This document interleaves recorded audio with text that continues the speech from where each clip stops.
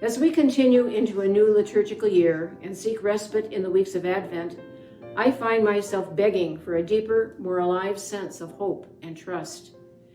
Perhaps you might also have experienced such desires as you journey during this pre-Christmas period. Our church has provided this reflective time during a usually overly involved December, which tends to be occupied with far too much activity in preparation for the Christmas season.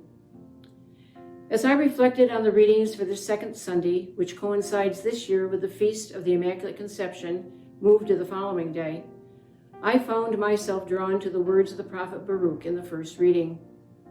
I've never paid much attention to this fellow, but the times in which we live, and which affect all of us daily, have reminded me of other times and places which have been caught up in difficult and unnerving events. Baruch's words to the Jewish remnant left in their land after the grand majority of the nation's inhabitants were made captive in Babylon struck a chord within me. The prophet Baruch speaks of hope and trust during suffering and a felt sense of abandonment. He reminds his people of their history, during which they were aware of God's accompaniment, God walking with them, even as they struggled to remain faithful. We can well relate to such in our own history of trying, frightening times, causing our ancestors to feel abandoned and enduring suffering which pushed them to the border of hopelessness.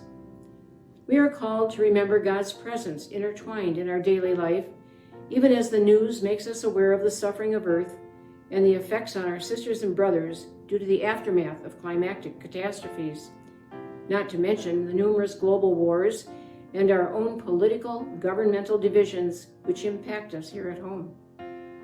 We are called to be supportive and encouraging of each other, sensitive to the needs of our dear neighbor both near and far.